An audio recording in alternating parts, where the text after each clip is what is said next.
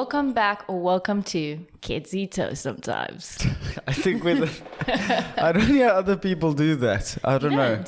No, not in a bad way. I think we could be changing the way people think about introductions. We could. Yeah. Paving the way. I get harassed a lot.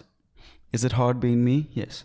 That's a simple. No, when harassed by who? If I'm at schools, giving back to the youth, I'll just hear TikTok. They'll just shout, "Hey, TikTok!" And I don't know if they think it's because it's cool or I'm lame.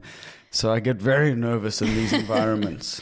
You don't know if you're going to be bullied or if they're going to ask for a photo. I know. And then I always, I'm always on the defense. So this person will come up to me and be like, "Yeah, hey, the podcast." And I'll be like, "Yeah, what? Oh, what's your funniest joke, eh? Okay, let's hear." And then they were genuinely just interested in the podcast. And I feel like I gave them terrible, experience. I'm sure you didn't. A better experience than Michael Jackson gave his fans. That's for sure. I mean, well, I don't know. I mean, at least people... What about Michael Jackson or about me? At least people actually recognize you. Okay, I've now fair. been told again on the weekend that I don't look anything like I look in the podcast. Ouchies. I know, ouchies. So That is about as rude as you can get without, being rude. you look nothing alike without makeup on. Ugh, gross. What can you do? How do you feel about that? Huh? Anything to say about that? Me? No, not No, really. no. I've come off the depression that I was in my last episode, so sorry about that. No, I was down in the dumps, I But think we men both must would. talk about their feelings, especially funny, good-looking men that are like the bread providers, and everyone's always looking to us. What's the solution? Make a joke, and it's important that even in existing in a trust fund, that you speak up because it's tough out there. I feel now that wasn't even really funny. It was just weird on multi. That was supposed to be a joke about money, and it just turned into A backhanded way of saying that you have a trust fund or that you're a not trust fund really. kid. I'd love to see this trust fund, but I guess that's why they call it, because you have to trust it's there. you never know. You never know. True. Well, maybe to cheer you up a little bit. Okay. We had a lovely review come in. We completely missed it actually. It came in May, and it's from Unchained Young Thug. Love that name. What Yeah. is it? A Quentin Tarantino character? Who is this person? Unchained Young Thug. And they said 5 stars. Love this more than my hometown. Unreal binge on this channel at the moment. What? You said this was from May? May? The 5th of the 17th. Oh, these people are 17th of the disrespecting us. 5th. Thank you, Young Thug. Yeah. But Unchained Young Thug. sorry. Yeah. Django. Where are the other reviews been at? I know. That's the most recent one. Where are the people from Botswana and Ukraine? It's no good just downloading this podcast. Thank you for listening and watching. Peace to your countries. But where are the comments, man? Get on. Where do they have to go again? Oh my God. On Apple been Podcasts, so guys, on Apple Podcasts, go and give us a review. There's a link. Find the link either in our Instagram or on YouTube. And then just in the pop into description box. YouTube, even if you just listen and just go like the video. It's pretty easy. Yeah. But I mean, 5 stars would be nice, of course. Oh, yeah. And we just take back all that Botswana bashing that we did a couple weeks ago. Did I do Botswana bashing? Oh, yes. That podcast was Fuck Botswana. Let me just while we get into our introduction, just read some of the countries we're charting in, because I always find this fascinating. So it is you've got the usual in South Africa. We 7th in comedy interviews and that sort of stuff, and in the top 50 for comedy, which is good because it's a big what you call it? Genre.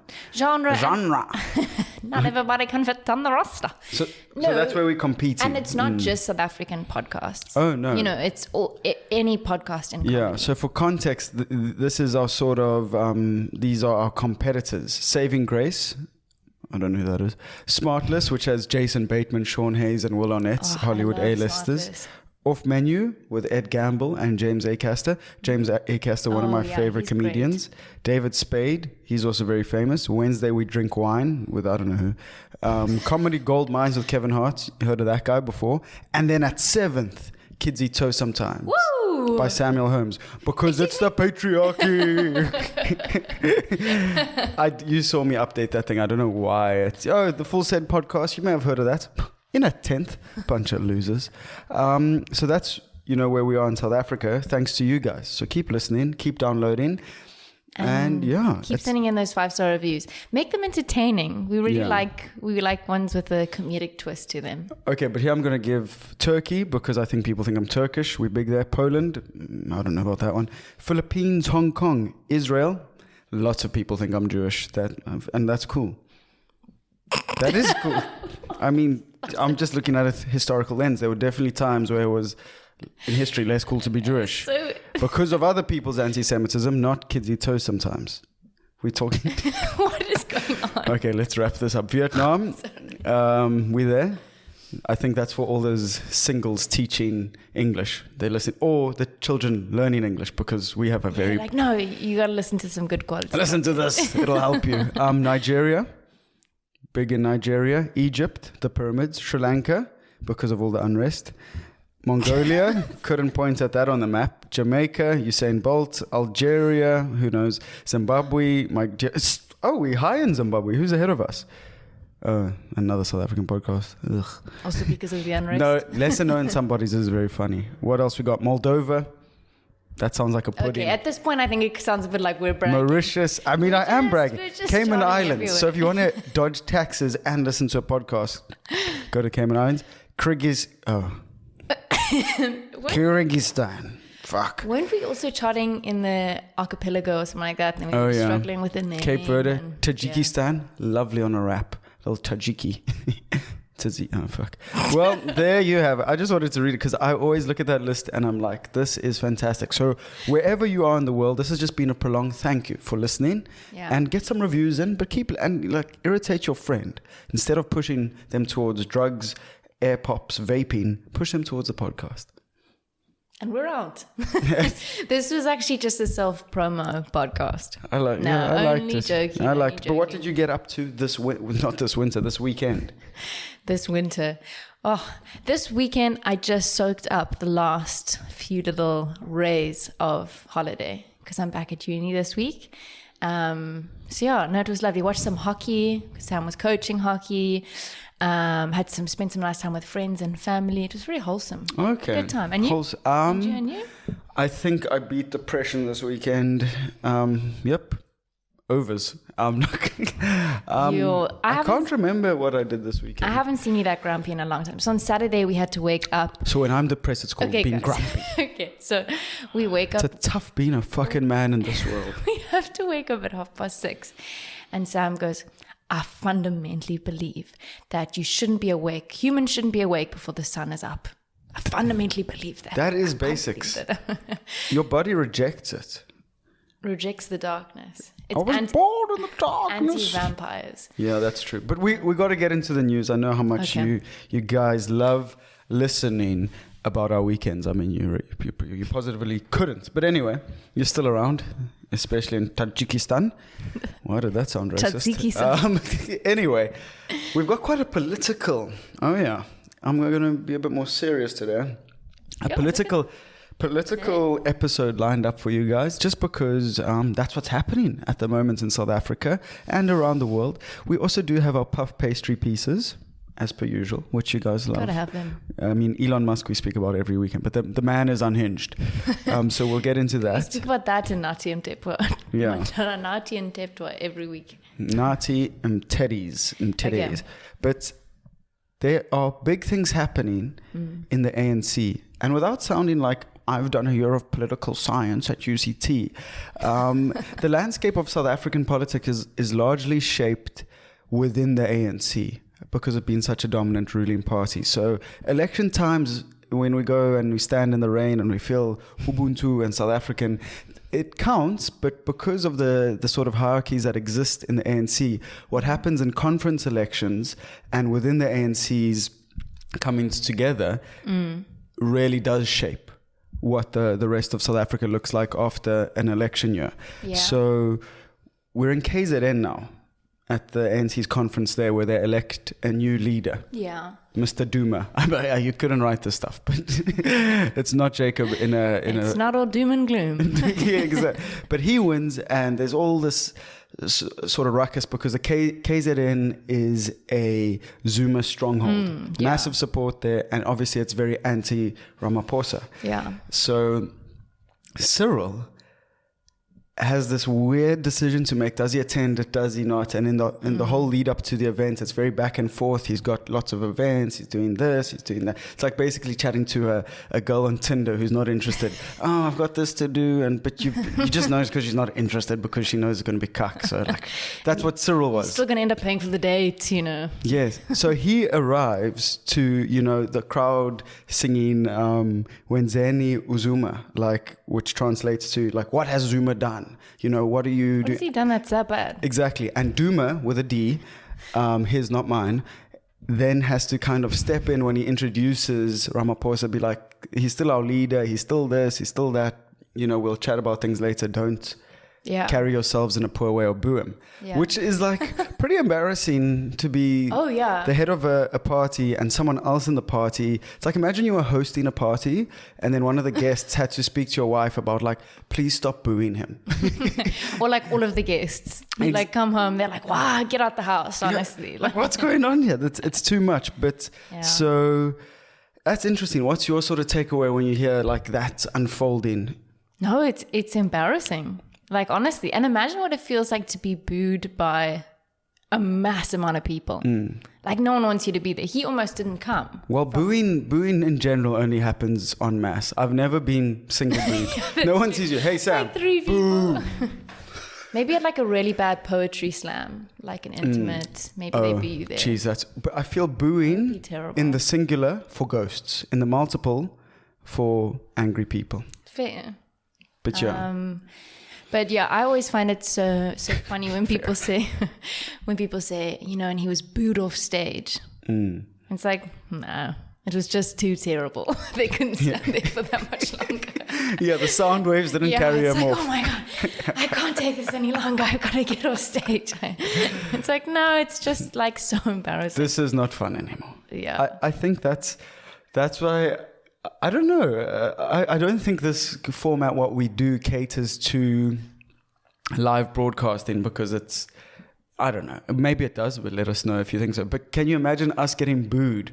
If we put on a podcast event and 100 people came. Honestly, I wouldn't. I can deal with the every now and again bad TikTok comment or whatever. But if I got booed, I think it would really damage my ego. That would hurt you. Yeah. It would be really, really bad. Cyril gets booed quite a lot though. Amandla, awe boo. That's one of my favorite jokes. It's not it's just unique to him. When... What, booing? Yeah, no. Yeah, when Mbeki was in power, I don't know if Madiba ever got... booed, probably. Yeah, well, he got sent to Robben Island for 27 years. I think I'd rather be probably booed. Worse than being booed, yeah. I think I'd rather be booed. But booed by a seal. Arr, arr, arr. He's just fucking, this sucks. You know what? I'd rather be here on Robben Island than getting booed. Said Madiba never, Chloe. Come on. Come on. Put some respect on Rohishala's name. No, but I'm saying I don't think it is unique just to Cyril. Is what I'm saying. I think that... Well, I don't think that's a sweeping opinion. I don't think you made a big revelation here today. Okay, well... So where does booing come from? Because I think that's what it sounds like you're trying to tee that one up. Where? Oh, yeah, it came from ancient Greece. Oh, so you didn't know? Oh, I thought I was going to catch you out there. Okay. So ancient Greece. Who was the first to boo?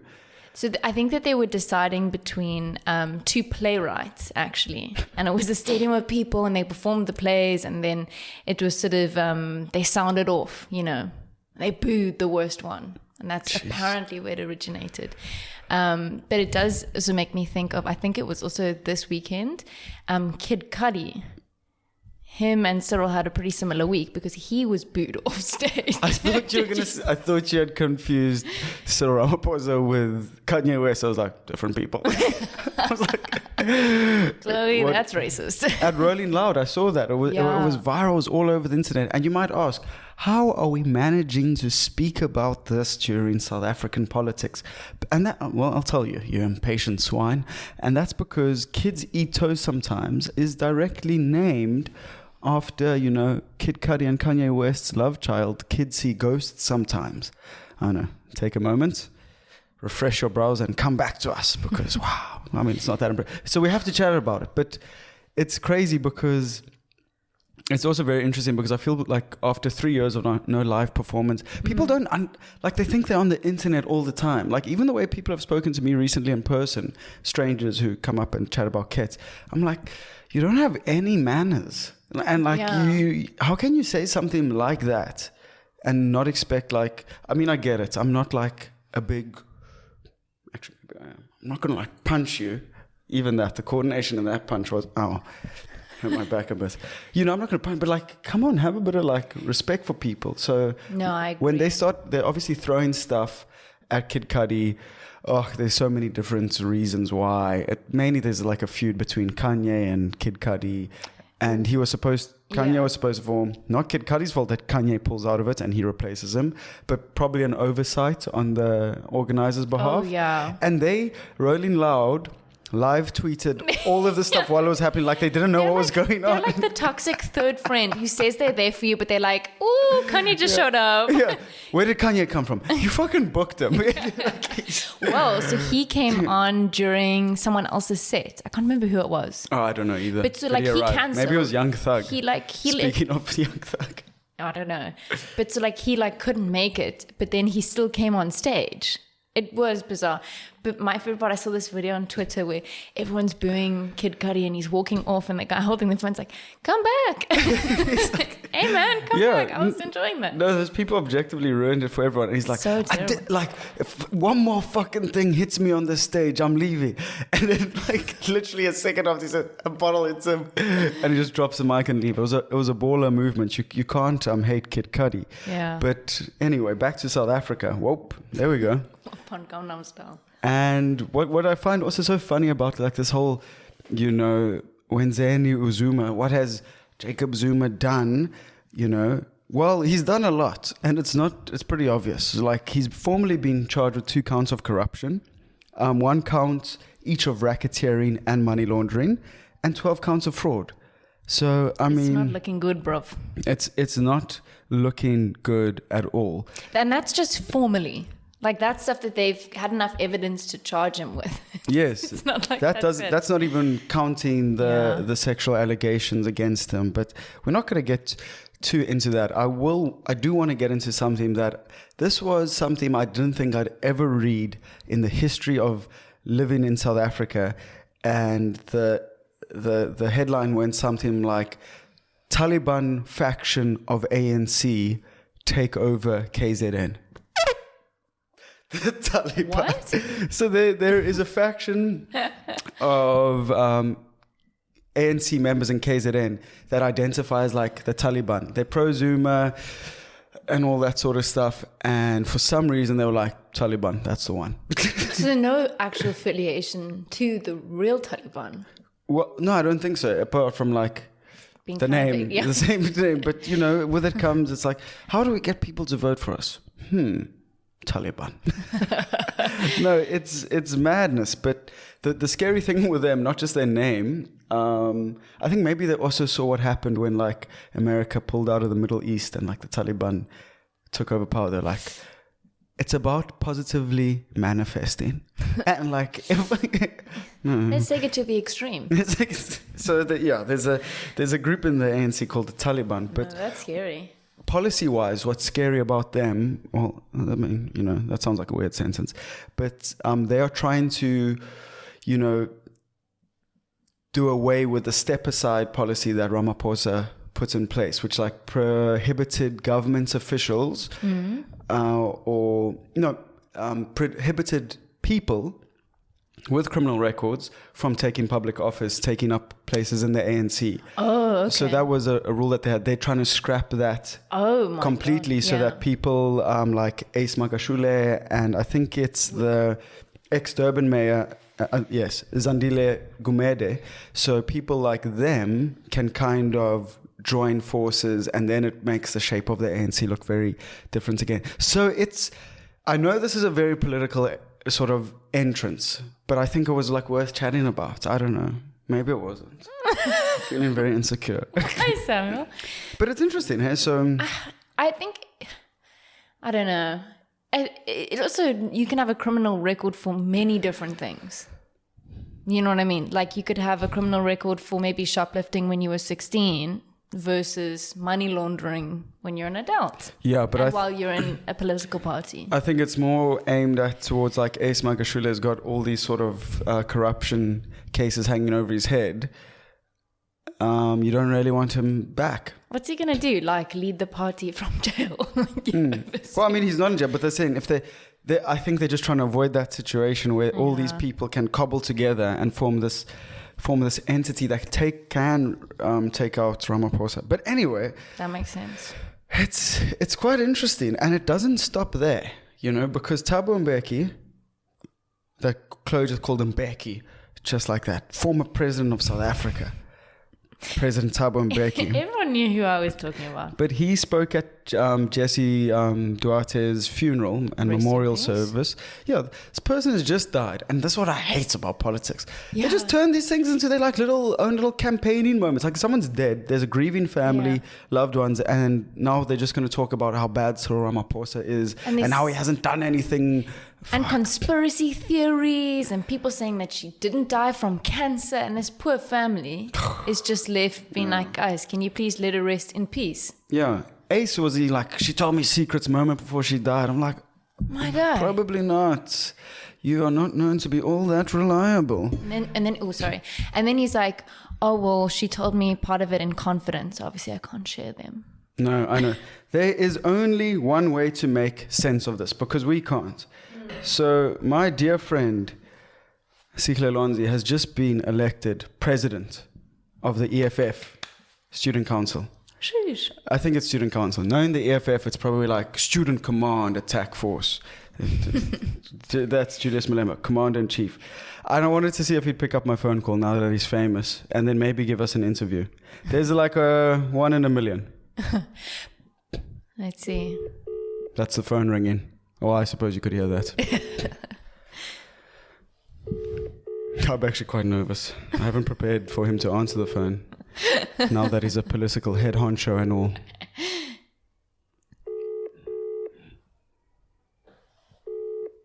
Maybe he changed his number. It happens. Maybe. It has to happen. Maybe. Wow. You think you know a person? People have busy lives. Well, his contact here is Cele Real, because during Fees Must Fall, he had multiple phone numbers and was in hiding. It's a fascinating story. We must get him back on the podcast. Yeah, he was actually one of the earlier, I think your second podcast guest. He's too big for us now. Yeah, you guys must go back and watch that. It's nice to watch the early You know what, Cele? I hope you die. I never want to speak to you again. Maybe I'll call back. Leave it on. Oh, he's typing. No, that's not Cele. That's my mom. Well, there you have it. A failed phone call. That's your reaction to my friends. I hope that you die. So that was a very, we might... Oh, jeez. We might get an exclusive interview on another day. But not to be today. fair, I haven't replied to his last message when he said, how are you? So maybe we aren't friends That was anymore. 3 months ago. That's the worst. You know, like that time frame when someone sends you a message and you're like, okay, I'll get to it. And then like a week's passed. So you're like, okay, well, now, sort of like, what do I do? Do I reply? No, I'll leave it for a bit. Then it's 2 weeks. Now it's too long. I can't do it. Now you can't touch it. So what I do personally is I then just delete the chat so I can never have read it. Oh. So when they message me again, I'll be like, oh, what? I didn't hear you asking about that. That was maybe possible like when WhatsApp first came out. Now I just tell people like, I don't know you anything and I don't expect anything from you, and it's not good. I remember like in the single days, those are the times like someone would be like, hey, how was your day? And then I didn't reply for like 3 weeks because, you were either grappling with a hangover, or maybe actually seen someone at the time, so you thought you didn't have to message them back. And then so this would be in my archive chat, and 3 weeks later I'd be like, oh, I'm fine, thanks, on you. Happened to me a few times as well, so don't hate the player, hate the game. Interesting. That reminds me of it was one of those like Good Morning America stories where it was this guy and this girl, and I think it went on for about 2 years, where he messaged her on Tinder, and probably like 3 months later she was like, oh, hi, I'm good, and you? He left it for another 3 months after saying like, oh, what you up to? And they did this back and forth for like 2 years. And it's just so great. That is great. You know, they both have a very good sense of humor. But and single people who can waste time. 100%. That is for sure. We're gonna get into some good news as well, because Banyana Banyana. Amazing. Amazing. I mean, we needed that. Yeah, we did. I feel the only people that didn't need that were Bafana Bafana. Like the guys were definitely at home watching, and they were like, fuck. Damn it. It was literally how like mid-90s since I think South Africa's won like a AFCON. Yes. Yeah. We won with Fish and the gang, I think. Must have been. That's so true. I didn't even think about Bafana. No, Bafana were like, fuck this. No, I can't believe they won. Now we have to do something. Female empowerment, but also... But you see, this is where I get... So like if the team is more successful, if more people watch them and all that, they must get paid more. 100%. The Banyana Banyana should be paid double of what Bafana gets. They are now South Africa's first ever women's AFCON winners. Just in terms of like funding from the government, in terms of success stories. If you're still going to say, okay, 10 million more people are going to watch Bafana Bafana play, I understand that. You know, we don't live in a perfect world. Wada. So there's different commercial values of the team. But in terms of success and actual ballers and brilliant sports people, Banyana Banyana. And to sponsor them, awesome, because what a brand. Yeah. So I'd like to take the opportunity to announce Kids Eat Toe Sometimes as a new shirt sponsor.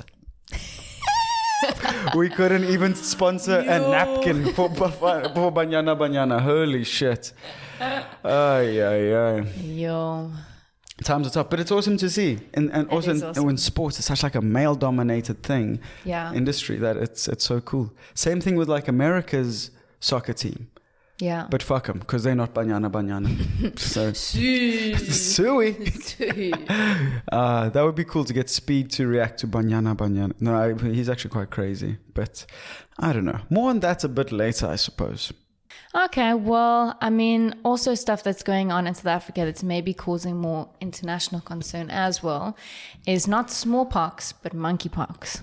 What I thought that I had not so long ago. Chlopox, yeah. It went from Clovid to Chlopox, but I didn't actually have monkeypox. But people have actually been getting it. What is monkeypox? Exactly. What is monkeypox? That's what we want to know. So it's one of those zoonotic viruses, you know, kind of like bird flu, not chickenpox, which basically means it comes from animals. They don't know what animal it came from, probably a rat. We don't like rats. But it originated in a group of monkeys. And these then passed. You just said you didn't know where it came from, and then you said it came from monkeys. They don't know where the monkeys got it from, because it didn't originate. The monkeys somehow caught this. Fuck, the monkeys cop abuse for any virus. It's called monkeypox, but it's not actually from monkeys. But obviously monkeys and humans are pretty similar, so that crossover happened. Well, I believe in Jesus Christ, so I don't know about that, Chloe. But anyway, continue with your heathen speech. Okay. So it was first discovered in 1958 when like a pox-like disease happened in a colony of monkeys. And then in 1970, the first human was discovered with monkeypox. Okay. Which is crazy. So what does it do? Is it like Ebola death? Is it like coronavirus? What are we talking here? How freaked out do the listeners of KETS have to be? No, it's really not something that you should be stressed about like that. It's more like smallpox. Well, didn't that fucking kill a lot of people? What's going on here? No, smallpox, but now we have those medical advancements. It's more like you'd break out in like a severe rash or blisters, bit of a fever, but you'll be fine. Okay. I mean, You'll be fine. Don't freak out. that was scary. That was scary listening to you speak about that because now you can see why the world was so scared of COVID because... No, you were getting so worked up. But what I did find interesting, because it's now started there's like been small outbreaks all over the world. And there was one in Europe and they blamed it said it stemmed from sexual activity at raves in Europe. According to the World Health Organization. You want to have sex? What's your favorite position? Monkey style. Monkeypox. What's that? How would that be? That would have to do some sort of backpacking maneuver. I don't know. Yeah. That's a lot going on in that imagery. But that's interesting. Yeah, because it's from skin to skin contact. So, I mean, you'd really have to be getting up in someone's business.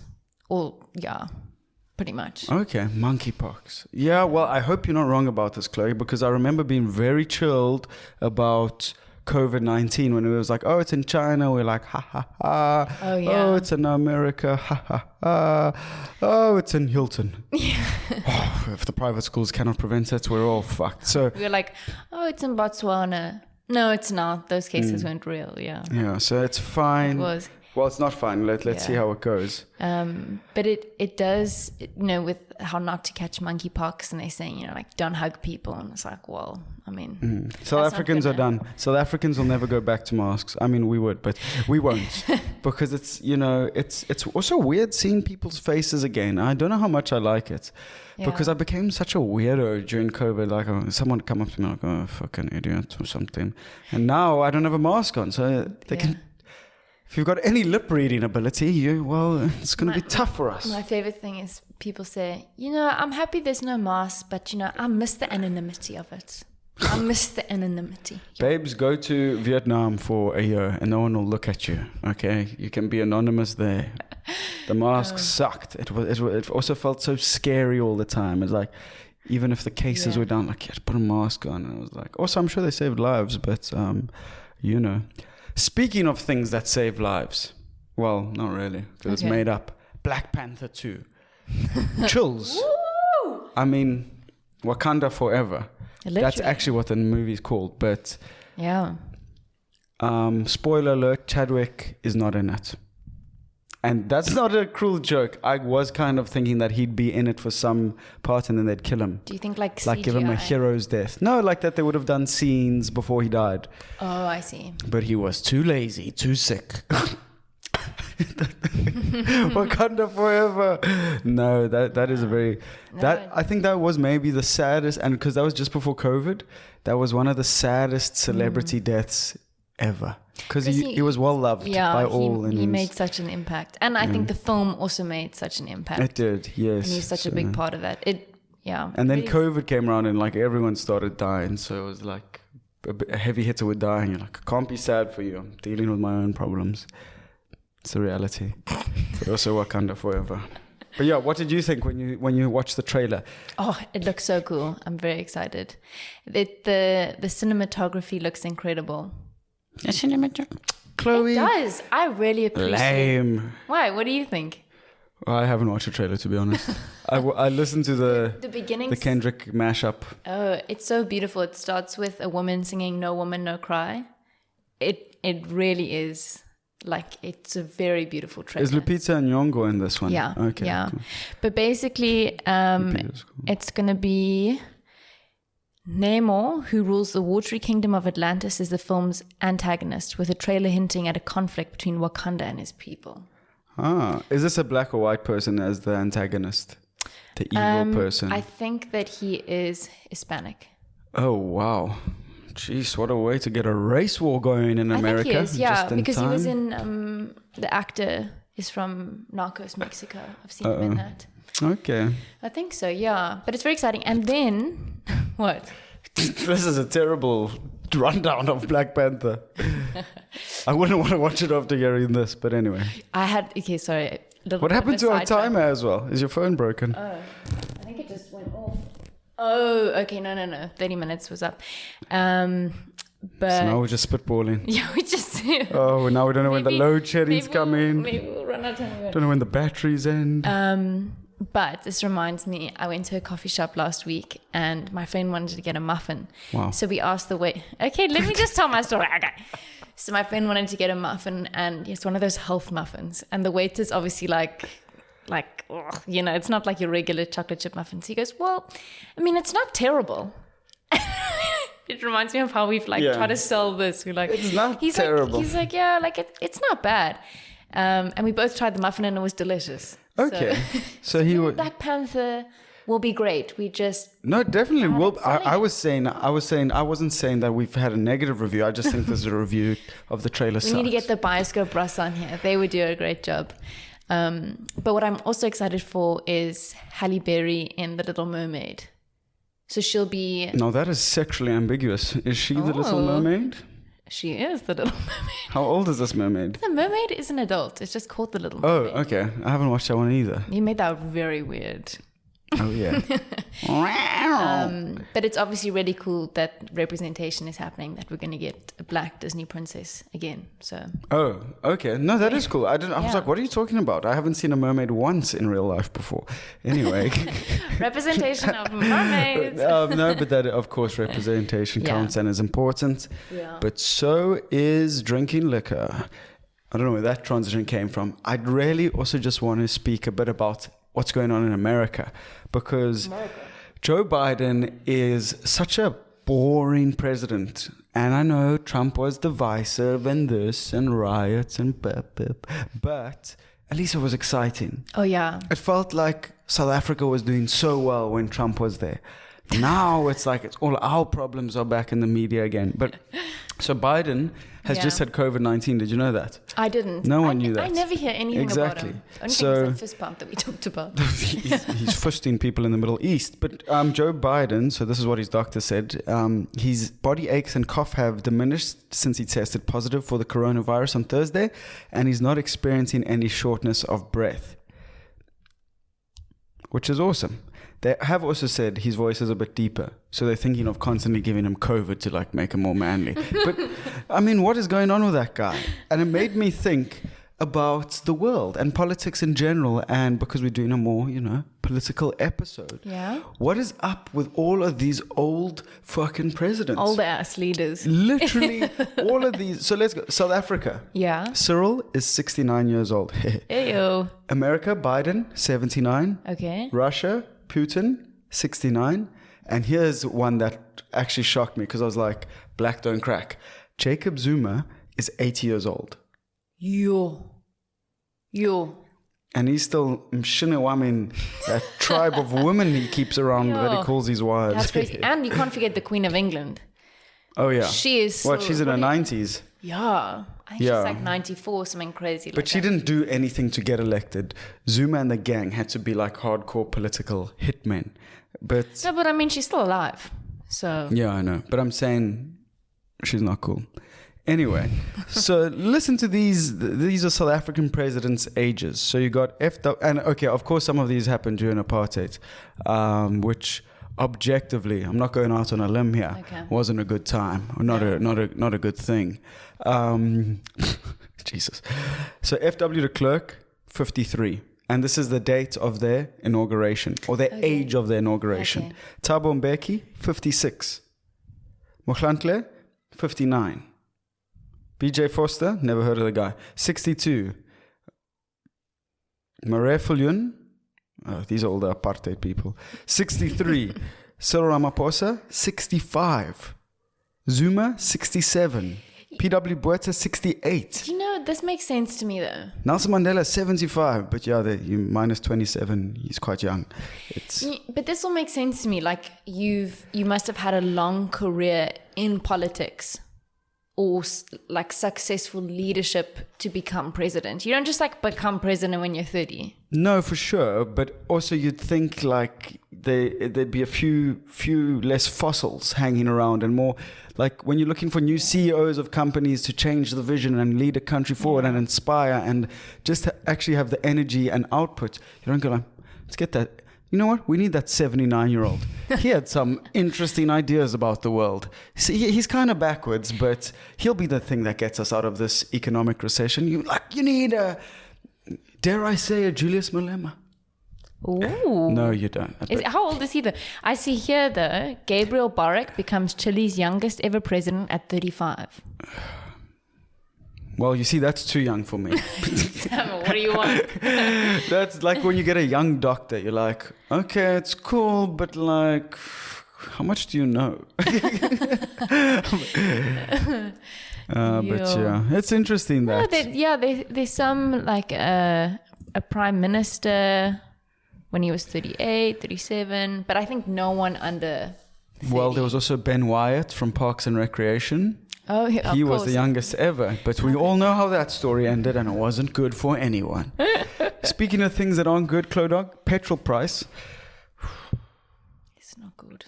It's not good. It's really not good. It's not looking good. And as a person of privilege, it's really been the first time it's severely impacted me. So if you want to keep me in your thoughts and prayers. OnlyFans will be linked down below. But only petrol. but you see, I don't know if this, I mean, we're talking about petrol regulation and how that's going to be passed or should be passed fairly soon. I don't know if it's that bad. What? Deregulating petrol prices. No, it's objectively good. Good. Yeah. Yes. Well, are you having an inner dialogue with yourself? Because we hadn't started speaking about petrol price regulation. We just said it was high. No, yes, but I mean, I think it is a good thing. Yeah. Okay. I thought you were saying maybe it wasn't. No, because, well, this all comes off the back of Gwede Mantashe, who's is the mineral resources or energy guy, you know, whatever it is. Mineral resources and energy. There we go. So, well, I think he's actually just like the energy minister, powered by Duracell. But so in a government gazette, they're looking to introduce a price cap and have retailers compete. So I think it's a good thing for South Africans. I don't know if it's a good thing for... Not for Cape Townians, no. What? I thought that's what you were going to say. No. Imagine how high it will be in Cape Town. Why?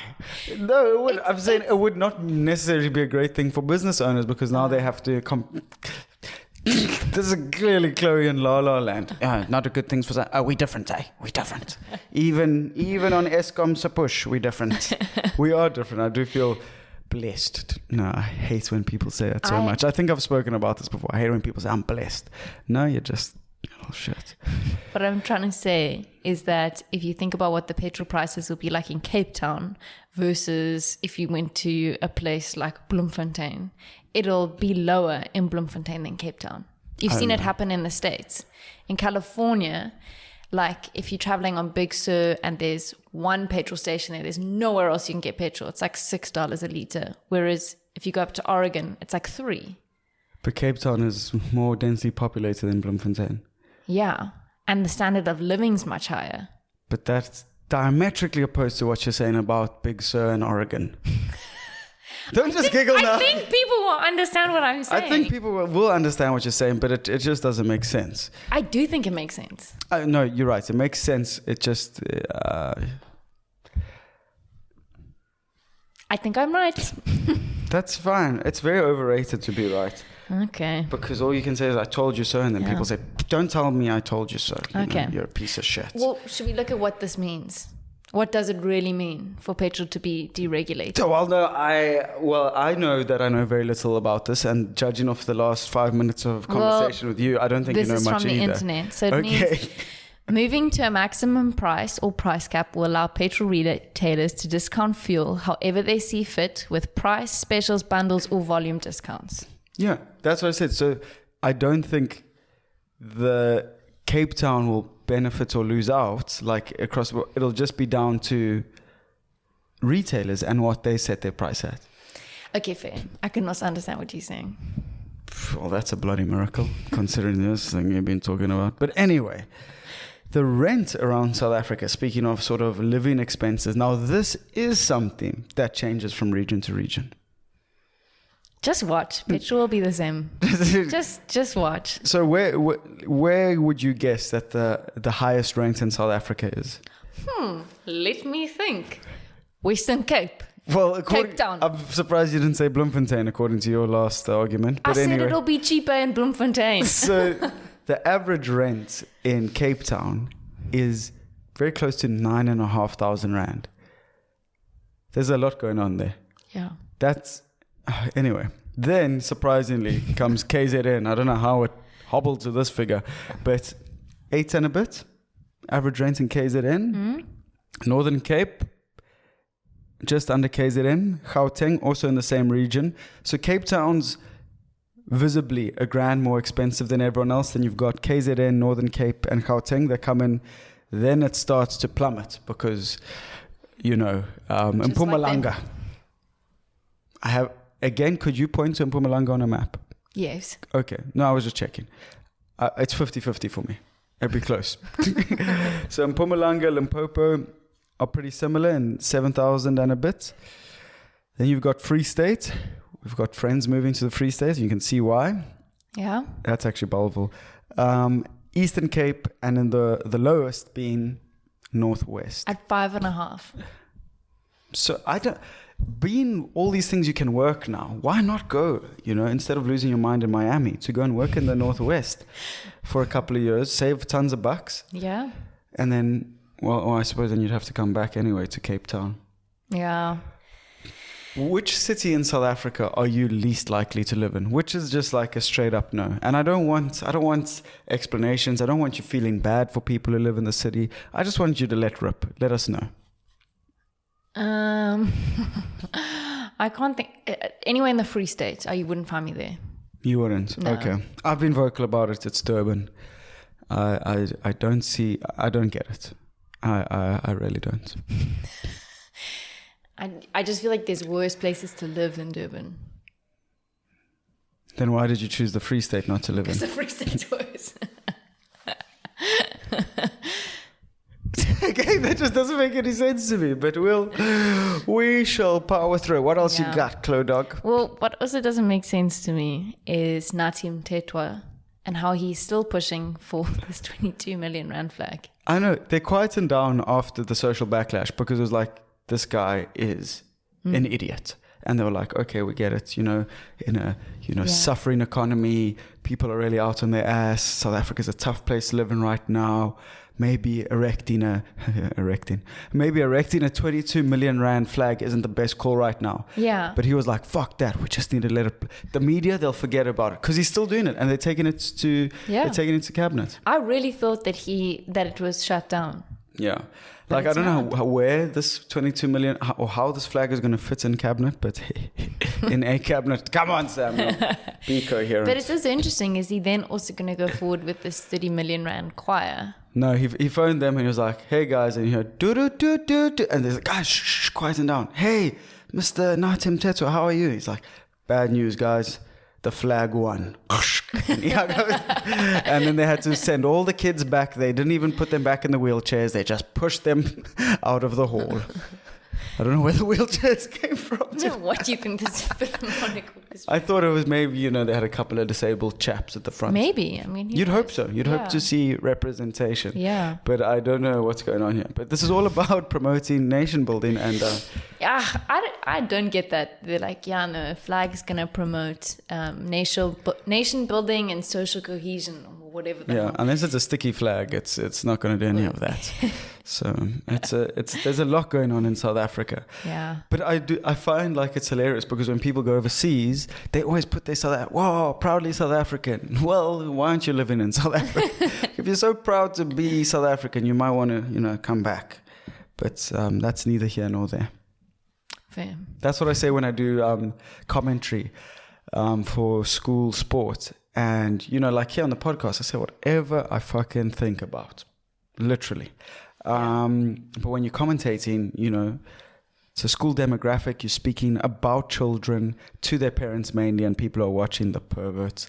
And so you've always got to be quite sharp on what you're saying and not swear or say anything. And then I'll say something outrageous, and then the other commentator who I always have never met before, they never give you the same person. They give you this rando, looks at me, and then I go, ha ha ha, that's neither here nor there. And we just power through it.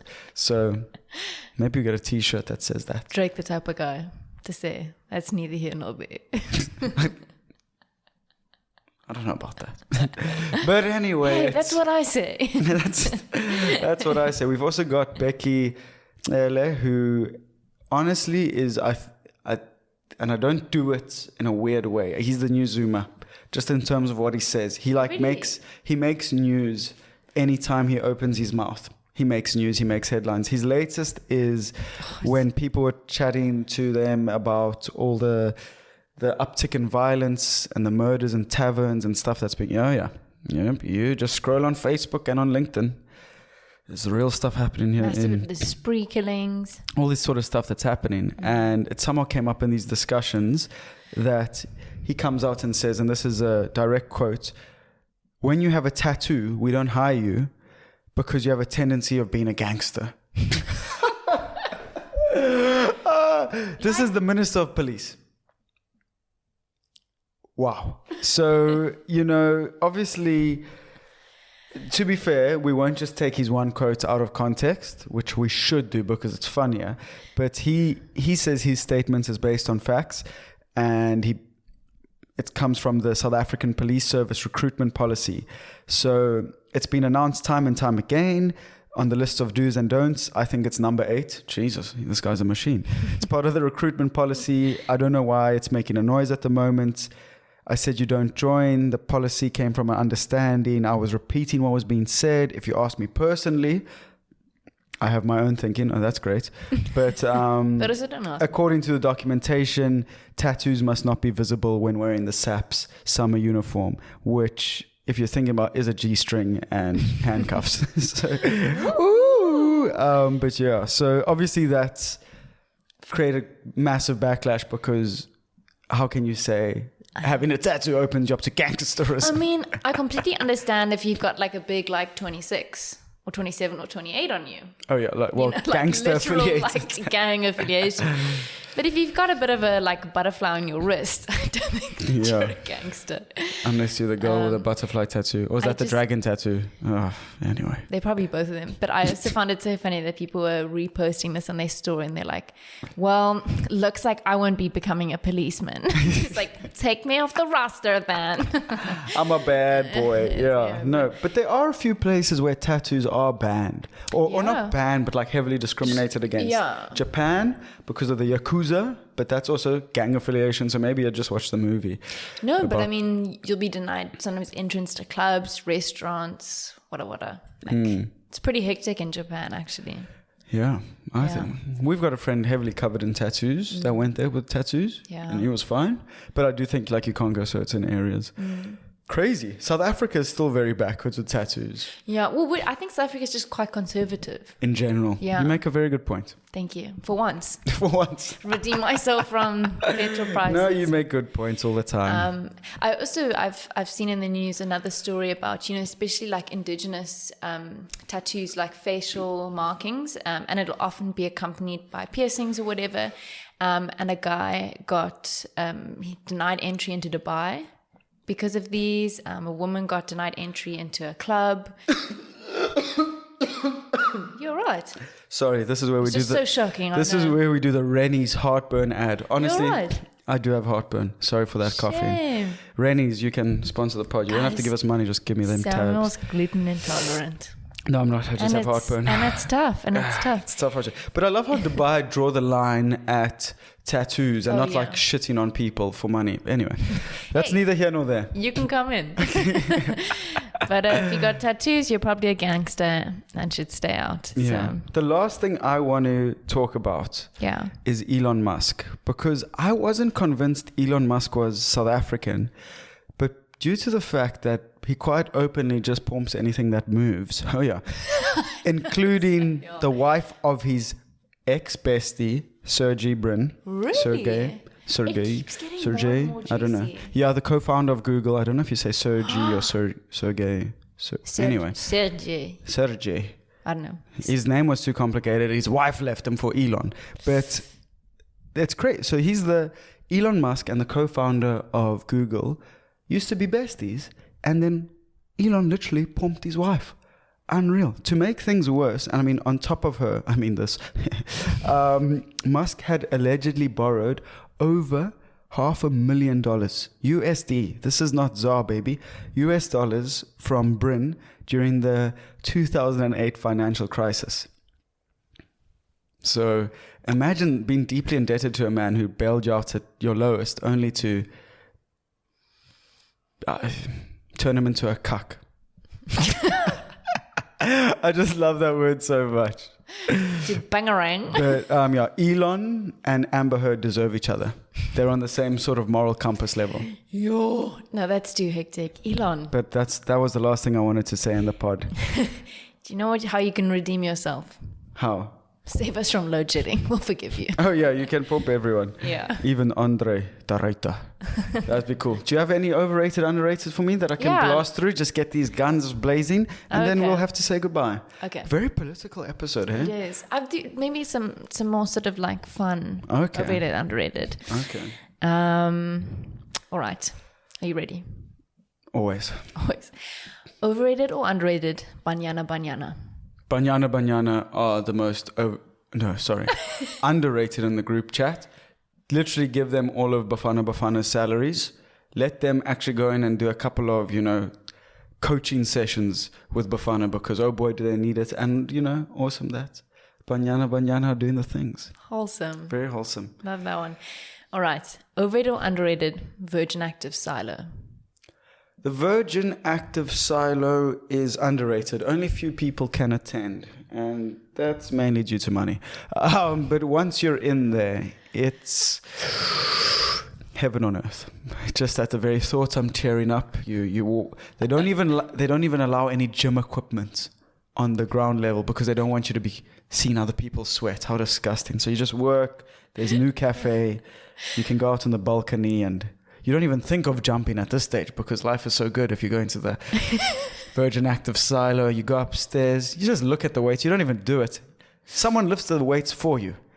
I'm yet to get jacked from that process, but then you mosey on off to a jacuzzi or a sauna. Sometimes you do both because heck, when you're rich, you've got time. It's the greatest place I've ever been on a visitor's pass, but we're working on it. Anyway, what else you got? All right.